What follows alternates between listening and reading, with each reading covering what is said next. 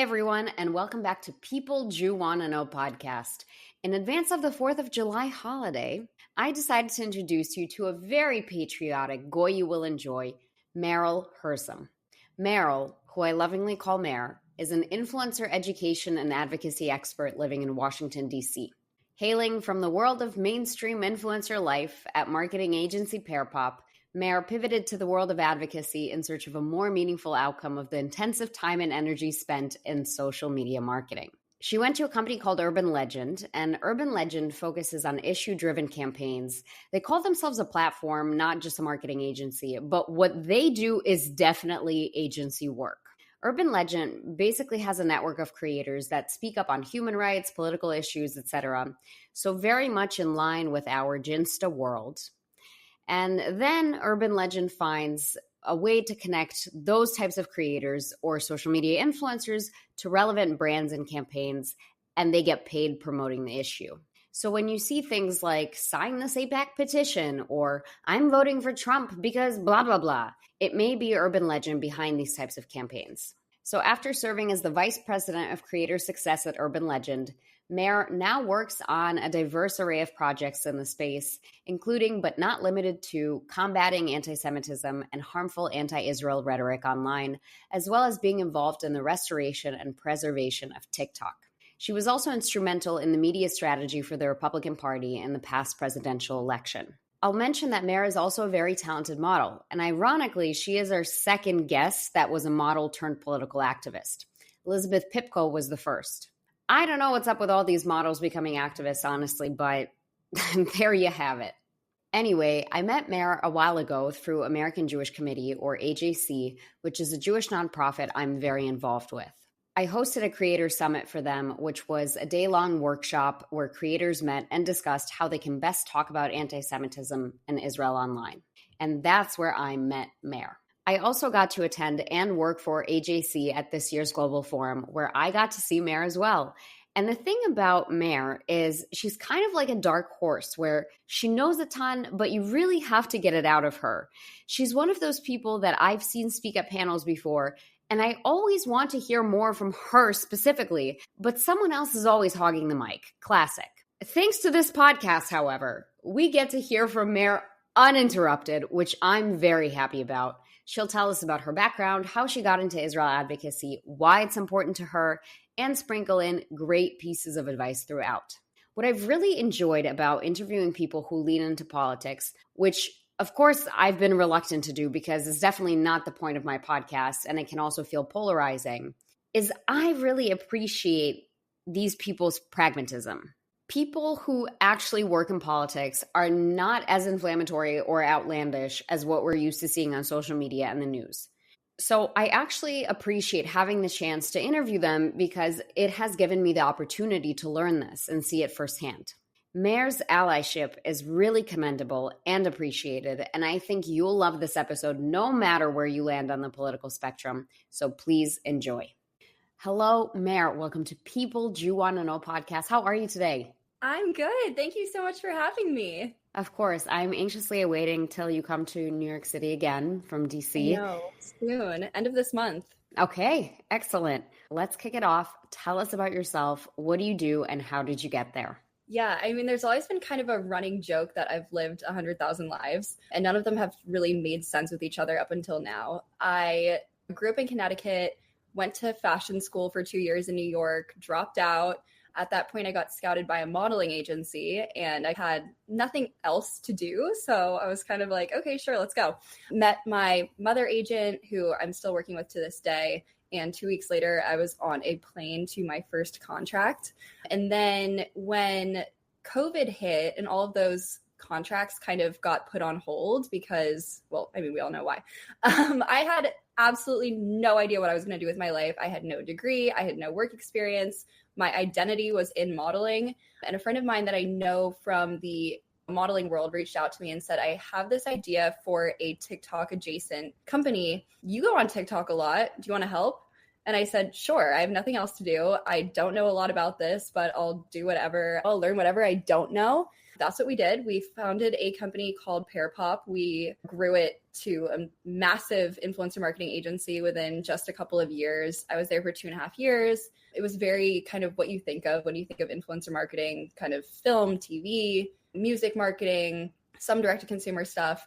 And then I started to kind of get what I call product burnout. It's such a new industry and everything's so do or die all the time. And I thought there has to be something else. I took a step back and I was thinking, this is, at the end of the day, this is a campaign for Zappos. Why am I killing myself over this?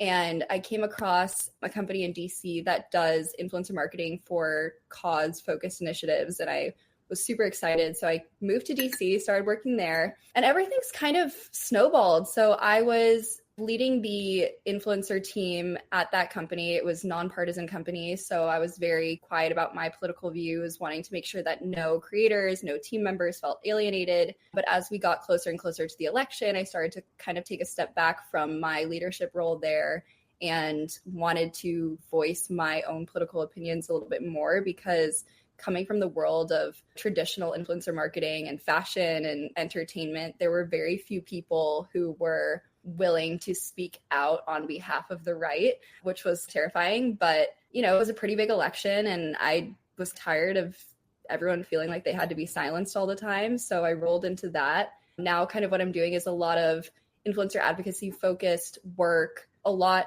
focused on the right, some dabbling in some talent management with creators, education of creators, education of platforms and brands on how to work with these creators, everything in this field, because it is such a new combination of these two worlds. And I think there's a lot to learn. So it's been really exciting. Definitely crazy, but exciting. So you had a tremendous influence within the influencer community for the 2024 presidential election that we had. You're on the cover of New York Magazine in an expose about how Republican influencers helped Trump win the election. And you're also mentioned in Rolling Stones. You're known as an outspoken supporter of the Republican Party. Talk to me about what it was like to work on the campaign and specifically the work you did to save TikTok. Yes. So here's the thing is, I think it was really easy for the left to go into the world of influencer.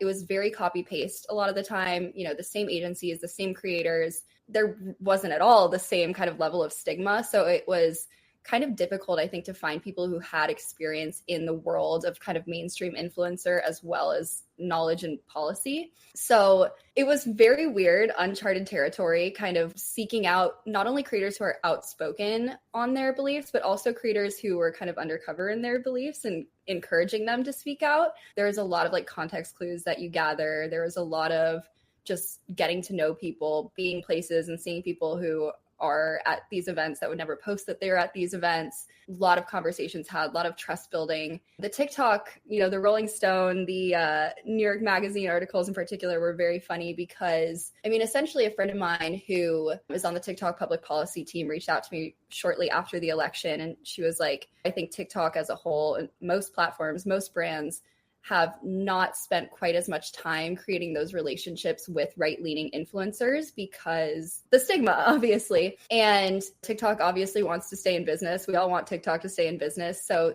they kind of reached out to me looking for some connections in that world. A close friend of mine, CJ Pearson, was hosting an inauguration party and was looking for sponsors. It was kind of the perfect marriage. I connected them. The infamous Cruel Kids table party happened. It was all over the press. It was kind of wild. It was a great party, but it's been really awesome to see how obviously the New York Magazine article was sort of a hit piece, but ended up being almost memeified. But the rest of the press that we got from the party was mostly positive, surprisingly, which is just such a kind of sign of the times and how culture is sort of shifting and people are less and less afraid to not only align with the right, but accept people who align with the right. Vanity Fair did a great article. Taylor Lorenz wrote the Rolling Stone article. She's usually known to be very quote unquote woke left. She wrote a great piece on it. Free Press did a great piece on it. So it's been really kind of interesting to see the culture shift and just the way that these platforms, these brands are wanting to engage with these creators who I think for so long were sort of pushed aside and siloed. We're recording this at an interesting time where some Republicans are now starting to turn on Trump because of tariffs. Like Ben Shapiro of all people, went on the record and was like, this is a bad idea. And everyone's like, what do you want? You elected him. This was the platform that Trump ran on the whole time. When it comes to tariffs, he's not, disingenuous. He said what he was going to do and he did what he said. How do you feel right now? To be honest, I'm not really an economy expert, so I'm more likely to just say, okay, this was what was promised when we were voting, and, this is a successful businessman that's running the country. At least I feel like President Trump has never been a short-term plan type of guy. A lot of what he does is a long-term plan, a long con. Yeah, this is super recent news, and we kind of have to see how it plays out, because there isn't a lot of oh, we're doing this as a power play. There's obviously a strategy behind it that I think a lot of people aren't necessarily privy to. I'm interested to see how it plays out. Obviously, there has been a lot of uproar about it. Surprisingly, more uproar about this than almost anything else that has occurred during this administration so far, which I also find to be interesting. So I guess, I'm curious to see how it plays out. Yeah, people always speak up when it deals with their wallets. So in that regard, I'm almost not surprised that the tariffs had so much attention, because it impacts every level of the supply chain, corporations, individual people. Everybody's now scared, am I going to get laid off? That part checks out to me. The funny thing that I saw was Trump wants to get rid of capital gains tax. You can't have capital gains tax if you have no capital gains, which is exactly what we're experiencing as we record this. I looked at my 401k, big mistake. I'm poor, everybody. Announcement, I am now poor. Anyway, I want to pivot because I brought you on here to talk about partially your involvement and tremendous support of the Jewish community. You and I met at the AJC Creator Summit, where I was absolutely floored and touched by what you had to say as to why you spoke up for the Jewish people and your understanding of what's going on with Jewish people worldwide today. How did you personally learn about Zionism and Jewish people, and what were your first experiences with the community? Yeah, I think it's been a really interesting kind of process. So I was raised Catholic in a very Catholic family. My grandparents are devout Catholics. We have a priest in the family. We have a cardinal in the family. I went to Catholic school. I think in a sense, I kind of grew up thinking everyone was Catholic because that's what I was surrounded by. Started going to public school and middle school. And around that time, my mom started working actually in a synagogue. So that was really my first experience. It was definitely a full experience. We were constantly invited to Shabbat, and, I would volunteer at the temple at the high holidays to babysit the kids. And so that was kind of my first experience. She only worked there a handful of years. And then I think really what got me so fired up about it was that AJC, first was October 7th.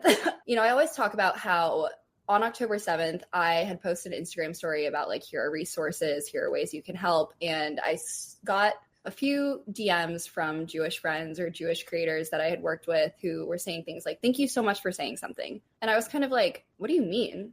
Why would I not? This is But as I say, I don't have the same kind of lived experiences or generational trauma. So I think a lot of Jews knew how this was going to go. I did not. So within the next 24 hours, I started to think, wait, why isn't anyone saying anything? And then, of course, the narrative changed. And there was such an echo chamber in the influencer and entertainment community, because I think a lot of the time people really want to appear like they not only stand for something, but stand for the right thing. And I was starting to see a lot of things that really rubbed me the wrong way and very much confused me. But again, that was also still at a time where I was very quiet about my political views, very quiet about my beliefs, so as to not alienate anyone, yada, yada, yada. And then in June, I ended up going to help staff an influencer delegation to Israel with the AJC. That was, I always say, the highest and highs and lowest of lows in 4 days of my entire life. We went to Niros, we went to Reim. We also were in Jerusalem and Tel Aviv and having a great time. So it was just the full scale of human emotions in 4 days I experienced. And at that point, walking through the Nova Festival site, walking through Niros, the way that your feet stick to the ground of these houses because of the melted plastic, it's just, you can't even begin to explain the emotion and the anger and the heartache, and just knowing the ongoing narrative that was going on around the world and on college campuses and in the United States and in social media, and here's what's all the influencers are saying this. I felt like I couldn't be quiet about it anymore, especially knowing that I was sort of in an echo chamber. And I think a lot of people that come from my world are in that echo chamber as well. And I really wanted to be able to cut through this noise and bring a perspective that other people weren't seeing, weren't hearing. And as someone who was actually there and seeing it from my own eyes, could speak from experience, there was no way I could be silent, like morally. There was just no way. After being there, starting to speak out, starting to get, all of the negative comments and starting to see what this world was really like, I, again, couldn't stop because it's just so harrowing. And every day it's a new horror, and people don't see unless they're made to see it. A lot of like Jewish content creators are in an echo chamber and, people are only following them if they want to see it. So I was kind of, people don't want to see this from me, I'm going to post it. And that's kind of where it started. And since then, I've just kind of not been able to look away, I suppose. It's interesting for me to hear that as a Ukrainian person, because I just always am curious what issues compel people to speak up. Because as a Ukrainian person, maybe I was on the wrong side of the internet, but I didn't feel like, at least in the Jewish world, that anybody was so compelled to speak up about the war in Ukraine. And I hate to compare conflicts, but the casualty count in Ukraine is far higher than it is in Israel, full stop. That is just and that war is going on for obviously longer. And they have political prisoners, hostages, they have children that have been stolen and forced to become Russian citizens to build the next generation of the Russian population. The war crimes that we're talking about are far worse and more barbaric than what we see in Israel. And yet the media attention is so disproportionately targeted towards Israel. Do you have an opinion on this as someone who is like in the media space? The conflict in the Middle East has just been so big for so long and just constantly talked about that when something new happened, it was just another, I don't want to say just another part of the story, but this is kind of like an ongoing story that goes back basically forever. We're in season 10, right? We're committed to the show. Correct. And I feel like when there's the element of faith in it, there is a lot more tension and passion. But it is interesting that you say that. Yeah, I'm still reflecting on it. I don't know what to make of it. What I do hope we see in the next 4 years that I think the Republican administration can bring about, unlike the Democratic administration, is the reduction of virtue signaling. Because to me, this was one of my critiques, especially being at a very liberal school, University of Minnesota, was that the Democratic Party always virtue signals and they try to shame people into thinking like, well, what would others think of me, or how can I vote on behalf of others?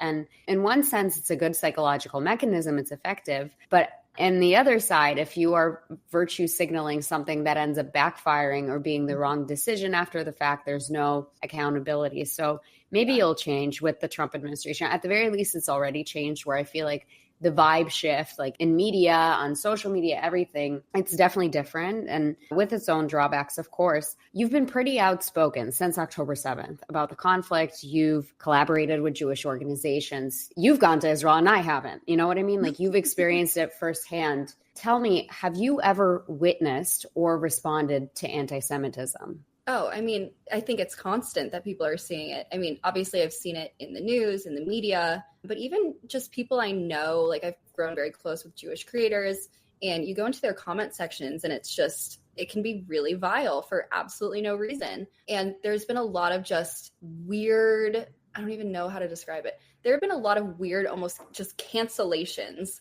of creators who align with Israel or creators who are Jewish just for that sole reason. A close friend of mine who is a creator, she liked an Instagram post about supporting Israel, and someone took a screenshot of it, posted a TikTok about it. We're canceling her, 500,000 views. It's completely ridiculous. And I think what happens in day-to-day life, and it also takes a very different stage online. There's violent anti-Semitism and a lot of it, but there's also just when people can hide behind the screen and say things that are very wrong and just awful. It's weird that people can do it from both angles, and it's really harmful in both scenarios, I think. And I think that the rhetoric online has been very dangerous because, kind of like you said, like going back to the virtue signaling, it creates such a space for people to think, oh, all these people are saying this. People are afraid to speak out against it. This must be right. I should not necessarily do the same thing, but I should side with these people as well. It's so harmful in both scenarios in very, very different ways. Yeah, and I'll just mention the Alex Earl scandal where Gymshark pulled their partnership with her over her support of Israel was crazy, and kudos to her for suing. And she is an ally to us. And I appreciate when more influencers speak up. There was the cast member from Stranger Things, the young boy who's Jewish, and so he also got dragged. Whereas like Alex is known as a closeted Republican, I'm pretty sure Noah is considered more progressive. So again, Israel and Jewish people should be a bipartisan issue. Unfortunately, in media, it doesn't feel like sometimes it is. We'll see how this continues evolving. I'm curious to know, most of your audience, I imagine, is not Jewish. Correct. So is there anything that you have found has been really effective, be it in changing people's minds about the issue or in helping them feel more empowered and supporting their Jewish friends? This kind of goes with every issue, I'd say. Like, it's kind of issue wide, but the more people that talk about it, the more people are going to feel comfortable talking about it.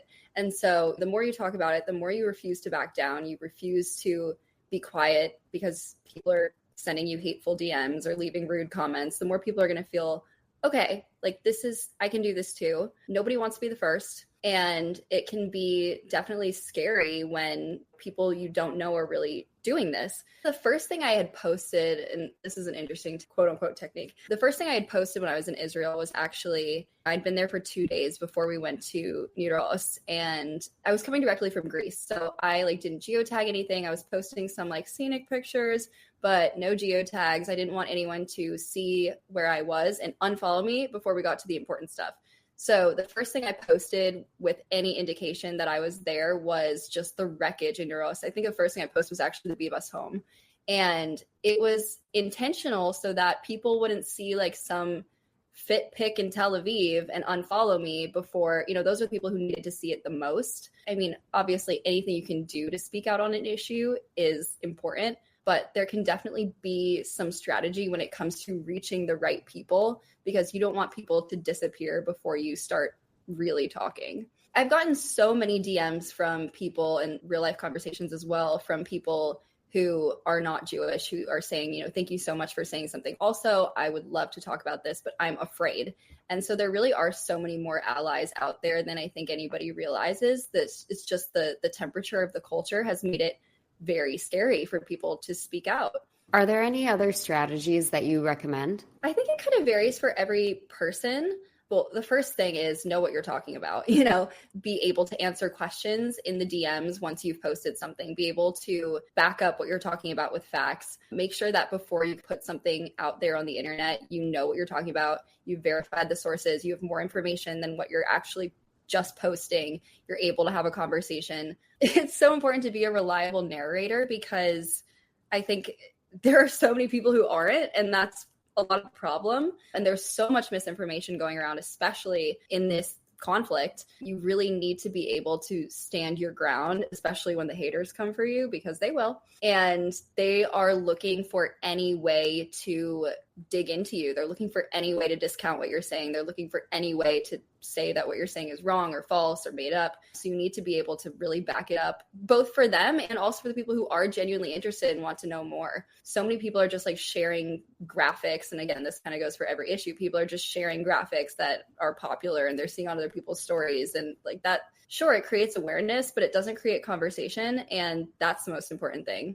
I'll be honest, after October 7th, I can probably count the number of non-Jewish friends I have on 2 hands, and that's about it. I really, really don't have that many non-Jewish friends. I hate to say it, because I've made the choice that Israel is a non-starter issue for me. And if I'm friends with a non-Jewish person, I have to know that they support Israel. They don't need to be an ardent Zionist or whatever like me, but they just need to acknowledge that Israel has the right to exist and not support Hamas. I would say that is my baseline.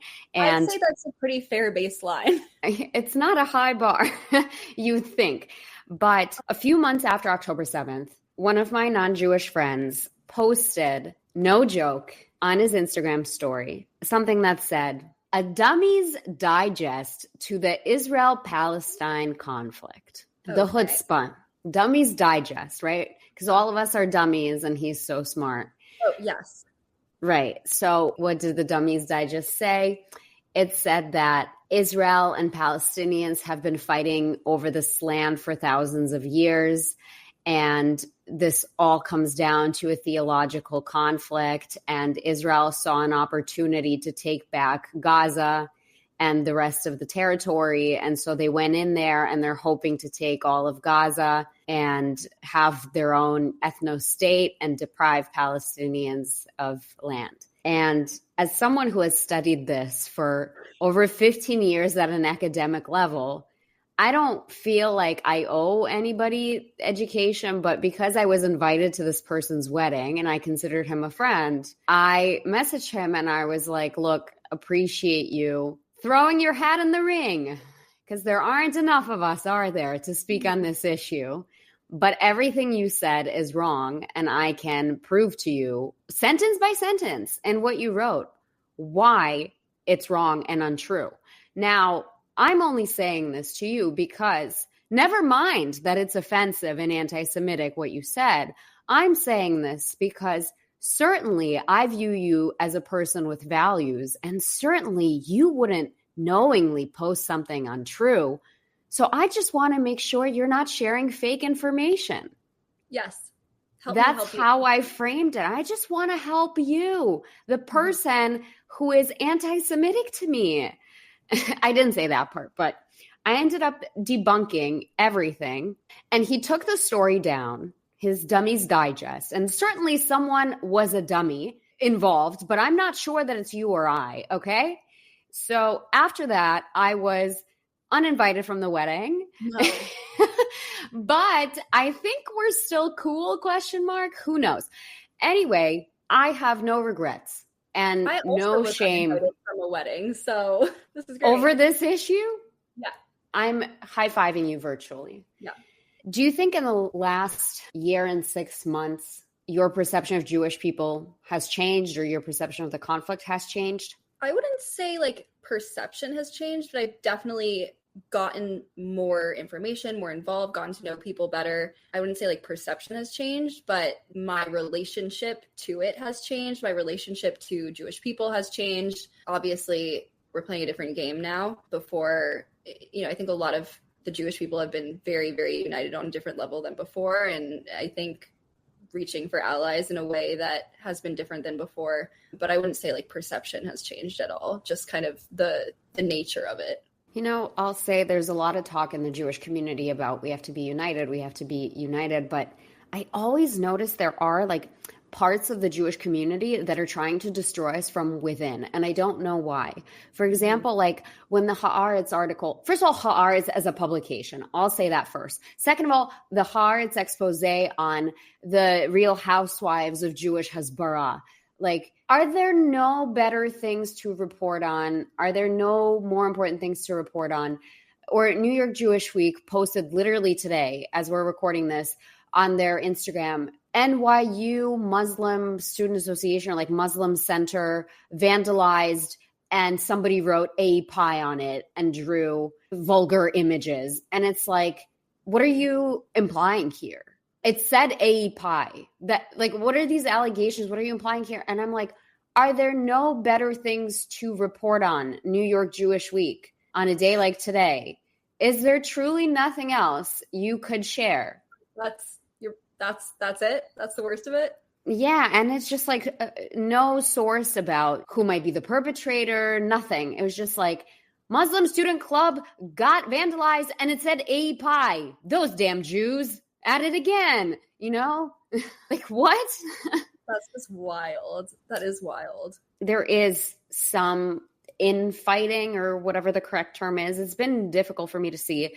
In this space, if people do want to know, I don't even try. I successfully bring on people who would disagree with each other. And I bring on people who sometimes are guilty from what I personally consider destroying the community from within. I think some of the guests that I've had, like the anti-Zionist Jew, he's actively doing work that, in my opinion, harms the collective Jewish community. But this is part of learning. This is part of the challenge of expanding your horizons and making sure that you are very clear on what your views are. So I won't change, but I can't say that it doesn't get old and it doesn't get tough and that it doesn't bother me above all else. Yeah, I mean, I've come across a number of anti-Zionist Jews, and it confuses me, to be honest. Like, obviously, I don't quite understand it on the same level as you do, but it genuinely just confuses me. I will tell you, I genuinely believe that they are doing what they think is the best moral obligation that they have. They think that this is exactly how Jews ought to act in order to live by our Jewish values. And I completely disagree, obviously, but a lot of them I can see have the most sincere intentions. And again, it comes back to virtue signaling. They just want to feel that they're part of a cause and that they're part of the right side of history.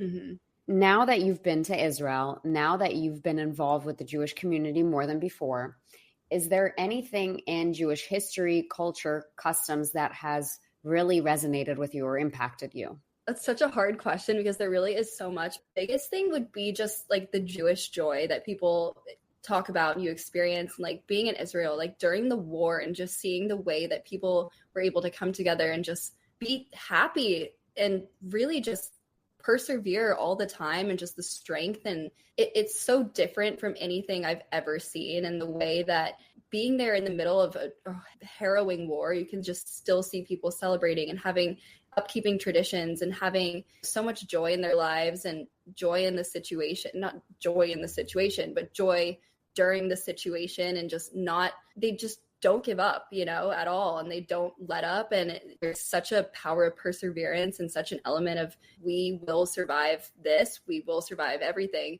that is just so incredible to witness. It really, really is. I think that Jewish resilience in some sense is really unique to us because we are probably one of the few people, if not the only people, that have had to survive persecution for our entire existence. Yes. I don't know that there's even been 5 years in the history of this earth that Jews have not been persecuted. No. And it's honestly incredible to witness, because I think so many people would just not be able to continue to find joy and experience not only joy, but pride in their identity, pride in their Judaism, despite the constant attacks and the narratives and the this and the that. And it's just really incredible to see that, just the pushback, and it's not even like active pushback. It's not even like, oh, like you say this, so we do this. It's just innate, When I interviewed Elizabeth Pipko, who is a former spokeswoman for the Republican Party, I asked her if she thought that we could make significant progress in the next 4 years in combating anti-Semitism. She felt optimistic about it. She said, I think we can, because I'm seeing that our administration cares about it. The people that are in power right now, she feels, can do a good job in combating anti-Semitism. I value your opinion on this too, because you are boots on the ground doing this work, reaching non-Jewish people in a very important way. What do you think we could do to combat anti-Semitism? And are you feeling optimistic, kind of like Elizabeth had when we recorded together? I'm feeling very optimistic. Obviously, seeing everything that President Trump has done, not only like during the campaign, but continues to do in bringing the hostages to the forefront, giving them the spotlight, their families, continuing to speak on a way that the Biden administration really never did. A lot of policy going into place, the way that there's going to be deportations of non-citizens who align with Hamas. It's a start, and it's a pretty strong start. And so I do think that starting there, and just the way that more people are going to be able to start talking about it. And I think this might be weird to say, but I think there's an element of a lot of what people imagine being like hardcore Trump supporters are very Christian and might not have a whole lot of exposure to Judaism or Jewish people and anti-Semitism as a whole. So President Trump really kind of stepping up and making it such a public issue, I think brings new ideas to people that really may not have experienced this in their communities, might not know about it. So it's really important what's happening, and it's an incredible start, and it'll be interesting to see how this continues to impact culture from here on out. So, as part of this episode, I let every guest ask me, a Jew, any question that you want about Judaism. But I actually realized before we get there that I have a question for you because I thought I knew a good amount about Christianity. But then I went to Argentina for work and I talked to these Christian people and I realized that there was a story that I didn't know. And it came up because there's a new movie that came out with a really acclaimed cast about the birth of Jesus Christ.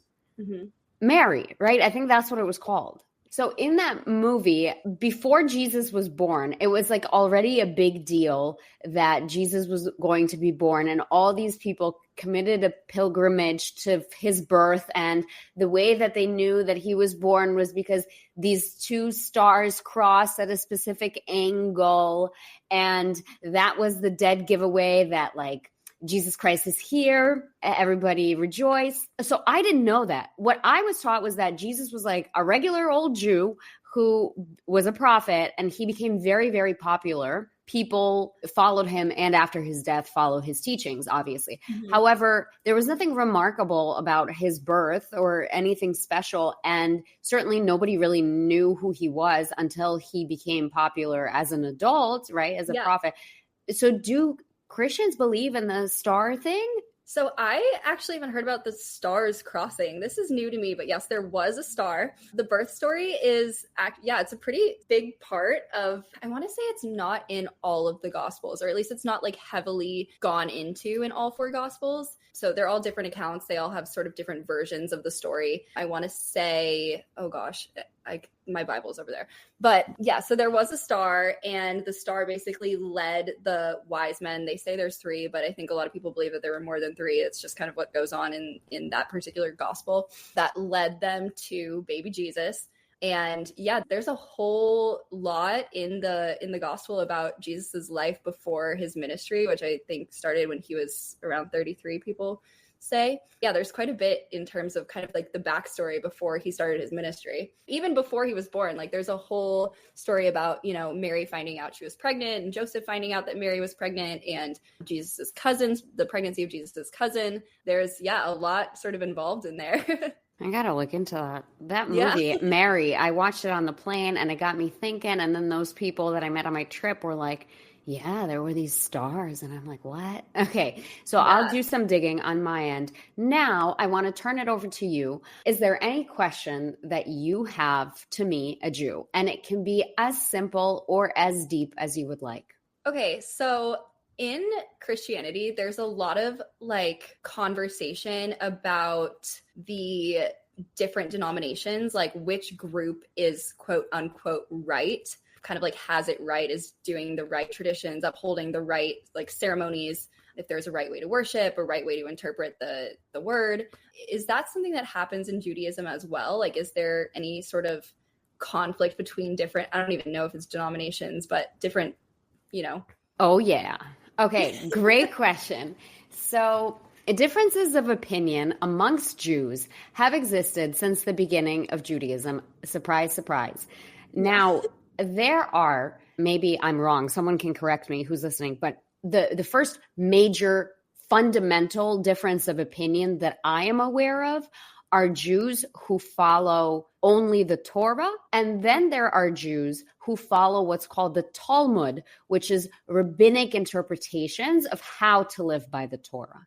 So an example of people who live only by the laws of the Torah, which are like what, do not kill, do not steal, they don't have Talmudic interpretations, are, for example, I believe there's like lost tribes of Jews in Africa, and they live only by the Torah. Now, most of the Jewry lives by Talmudic interpretations. An example of a Talmudic interpretation would be Orthodox people. How do they know that on Shabbat you're not allowed to tear toilet paper? Yeah. So if you go to a very Orthodox home on Shabbat, they have their kids go to the bathroom and pre-tear the toilet paper so that they don't have to do it on Shabbat because that's considered work. How do they know to do that? Why do they do that? Because the Talmud was written by rabbis to interpret the Torah in the modern age, because back then there was no toilet paper, right?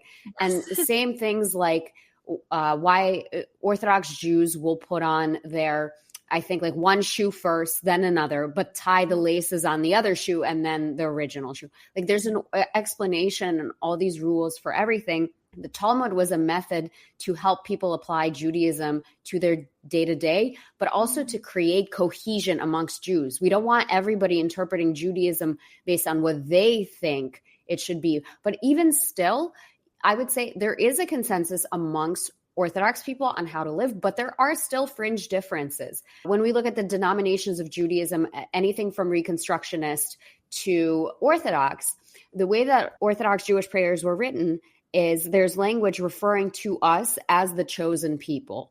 In Reform and Reconstructionist liturgy, any mention of such language has been taken out. And that's an example of a distinction between like Reform and Orthodox. Many Orthodox organizations would not consider certain highly secular spaces as practicing Judaism. They would say, certainly you're ethnically Jewish and culturally Jewish, but you're not practicing Judaism, the religion, because you're not abiding by these laws. So 100%. Interesting. I guess I always kind of wondered because like I've read the whole like Old Testament. So I've read sort of like the books of the Torah. I guess I always kind of wondered where the interpretations came from, but that is so interesting. But yeah, it's funny. It's very parallel. It's also interesting because in the sort of like evangelical and Pentecostal parts of Christianity, like there's still a lot of like Jews are the chosen people. Israel is the chosen land. So it's funny that there are certain like denominations that don't necessarily use that language.